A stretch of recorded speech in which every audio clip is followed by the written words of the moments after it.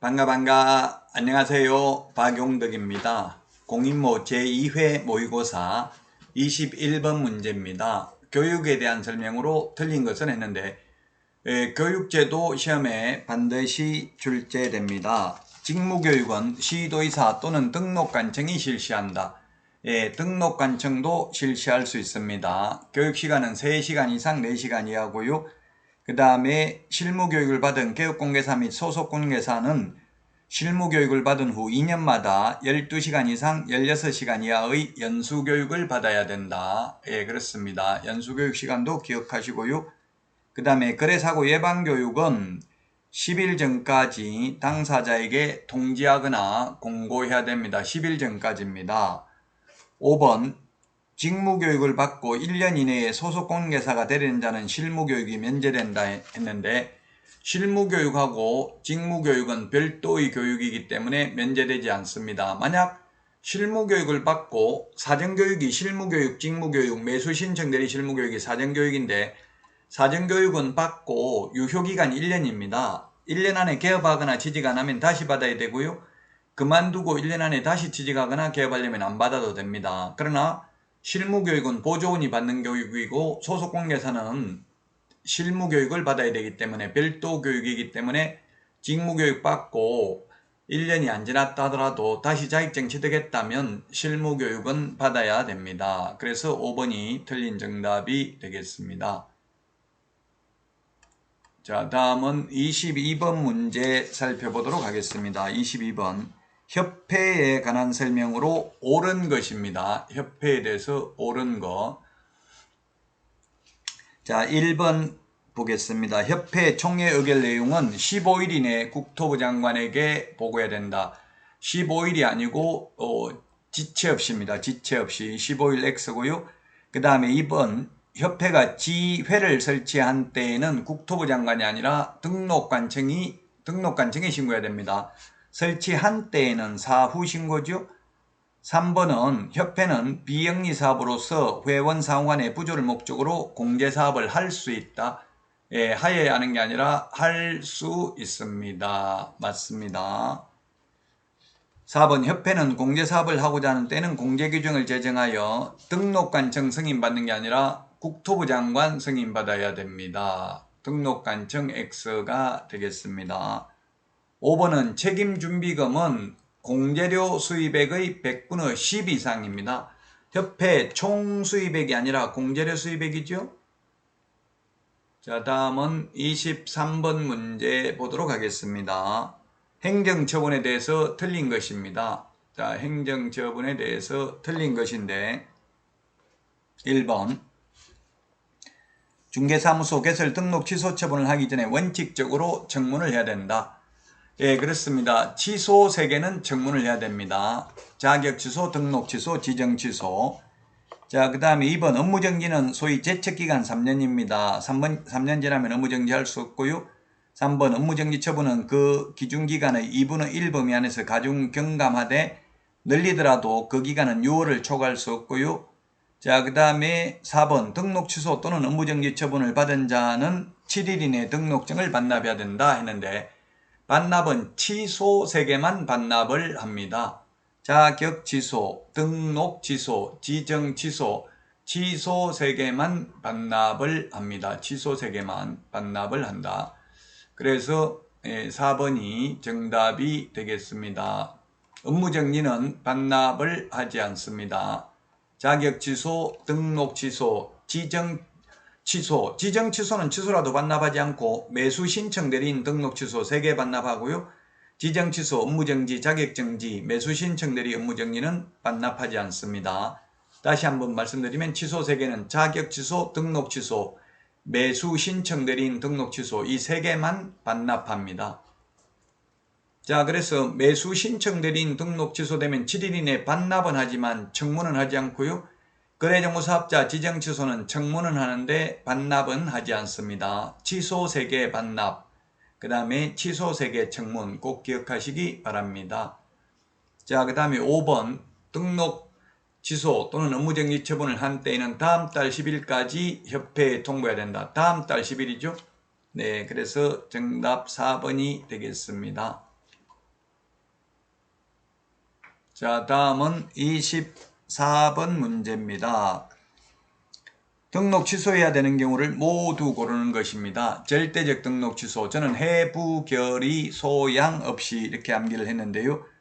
자, 기억에 자격정지 처분을 받은 소속공개소로 하여금 자격정지 기간 중에 업무하게 한 경우 절대적 취소 사유 맞습니다. 그 다음에 형법 위반하여 징역 1년을 선고받은 경우 징역형을 선고받으면 결격 사유니까 등록을 취소해야 되고, 그 다음에 디귿 이중 소속되어도 등록을 취소해야 됩니다.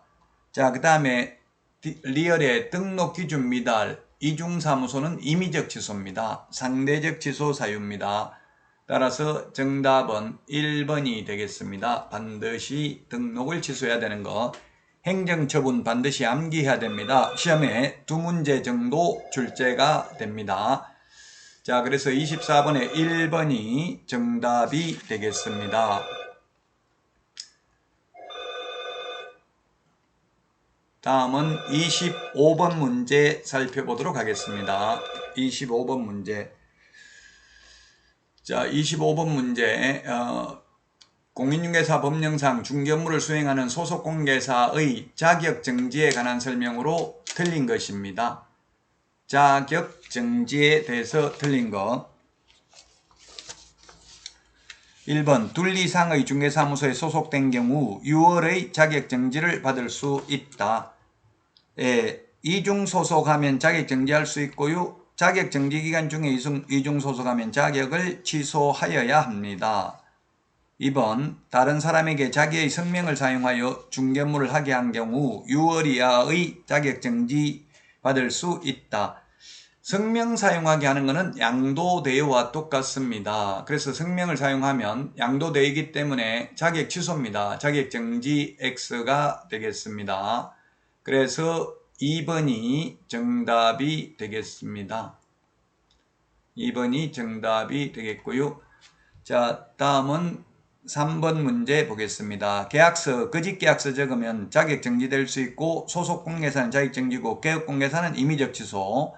취소 안 하면 업무정지 처분할 수 있습니다.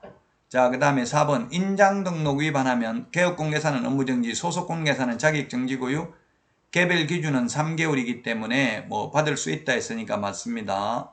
5번은 성실 정확하게 설명하지 않는 경우에는 개업공개사는 500만원 이하의 과태료, 소속공개사는 자격정지인데 개별 기준은 3개월입니다. 그래서 틀린 것은 정답이 2번이 되겠습니다. 자, 다음은 26번 문제 보도록 하겠습니다. 1년 이하의 징역이나 1000만원 이하의 벌금 사유가 아닌 것입니다. 정답은 3번이네요. 이 벌칙도 암기를 해야 되는 내용입니다. 3번 쌍방대리. 요거는 쌍방대리는 3년 이하의 징역이나 3천만원 이하의 벌금이 되겠죠. 쌍방대리는 3년, 쌍방대리 직접거래 3년 이하의 징역이나 3천만원 이하의 벌금입니다. 비밀준수 요거는 반의사 불벌죄입니다. 유사명칭 사용금지 1년 이하의 징역이나 1000만원 이하의 벌금이 되겠습니다. 개업공개사에 따라 차별적으로 공개하는 경우, 그 다음에 상호 사용하는 거나 양도대에 똑같다고 했죠. 전부 1년 이하의 징역이나 1000만원 이하의 벌금이 되겠습니다. 자, 다음은 27번 과태료 연결한 것으로서 틀린 것입니다. 자, 과태료에 대해서 부가징수권자하고 금액 꼭 기억을 해야 되겠죠. 시험에 거의 한 문제씩 출제가 되는 파트입니다. 자, 부당한 표시광고 500만원 이하의 과태료고요. 거래정보사업자 500만원 이하의 과태료입니다. 운영규정 위반하면, 연수교육 안 받으면 500만원 이하의 과태료. 그 다음에 4번에 손해배상 책임에 관한 사항을 설명하지 아니한 경우에는 100만원 이하의 과태료입니다. 4번은 100만원 이하의 과태료가 되겠습니다. 따라서 4번이 틀린 정답이 되겠습니다. 5번 사무소 이전 신고 의무를 위반한 개업공개사는 100만원 이하의 과태료가 되겠습니다. 10일 이내 이전 신고해야 되죠. 옮기고 나면. 자, 다음은 28번 문제 보도록 하겠습니다. 부동산 거래 신고 등에 관한 법령상 부동산 거래 신고 대상이 되는 계약을 모두 고른 것입니다. 건물 매매 계약 부동산 거래 신고해야 되죠. 매매 계약 신고해야 됩니다. 교환 계약이나 승여 계약은 하지 않습니다. 그 다음에 8개 법률에 의한 공급 계약, 건공도시, 빈산주택 했죠. 택지개발 촉진법에 따른 택지 공급 계약 부동산 거래 신고해야 됩니다. 근데 오피스텔 임대차 계약이라고 했는데 이거는 뭐 오피스텔 임대차 계약은 주택 임대차 신고는 해야 될 가능성도 있기는 합니다만은 여기서는 상대적으로 X가 되겠죠. 자, 그 다음에 리얼의 빈집 및 소규모 주택 정비에 관한 특례법에 따른 사업계획 인가로 인하여 취득한 입주자로 선정된 지위의 매매계약 부동산 거래 신고해야 됩니다. 8개 법률, 건공도시, 빈산주택 8개 법률에 의한 공급계약 부동산 거래 신고해야 됩니다. 교환계약, 증여계약은 신고하지 않고요. 그 다음에 그 외국인 특례는 물론 교환계약, 증여계약도 해야 되죠. 임목, 공장재단, 광업재단도 부동산 거래 신고 대상이 아닙니다. 자, 다음은 29번입니다. 부동산 거래 신고 등에 관한 법령상 부동산 거래 신고 시 자금 조달 계획을 신고해야 하는 경우가 아닌 것은 했는데 매수자가 국가 등인 경우 및 토지거래 허가구역, 건축물이 있는 토지는 제외했습니다.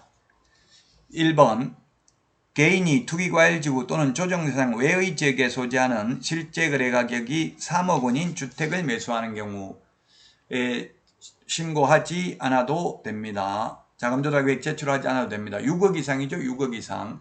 3억 이상, 3억 원이라고 해서 X가 되겠습니다. 비규제 지역은 6억 이상이어야 합니다. 그래서 1번이 틀린 정답이고요. 2번 투기과열지구 또는 조정대상지인 경우에는 금액과 상관없이 자금조달 계획을 제출해야 되고요. 그 다음에 매수자가 법인이면 지역과 금액과 상관없이 자금조달 계획을 제출해야 되고요. 4번 수도권 등에 소지하는 실제 거래 가격 1억 원인 토지를 매수하는 법인의 토지 취득 자금조달 계획 제출해야 됩니다. 수도권 광역시 세종시에서는 1억 원 이상이 되겠죠. 그 다음에 그 외의 지역은 6억 이상입니다. 자, 그 다음에 5번을 보면 창원시 그 밖의 지역 6억인 경우에는 자금조달 계획을 제출해야 됩니다. 비규제 지역인 경우 조정대상 지역이나 투기과열지구 아닌 경우는. 그래서 답은 1번이 되겠습니다.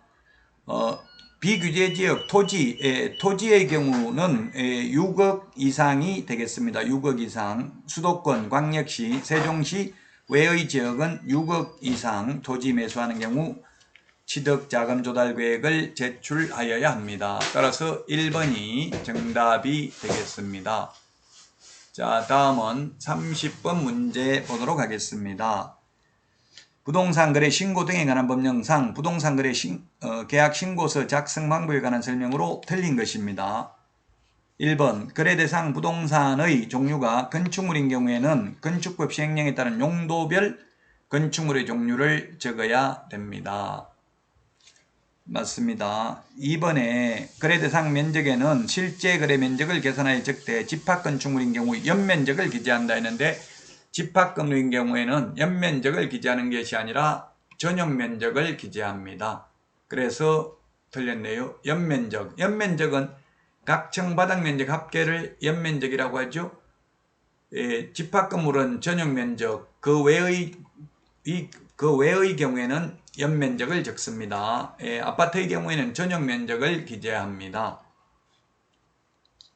자, 그 다음에 3번 매수인이 외국인인 경우에는 국적과 매수 용도를 기재해야 되고요.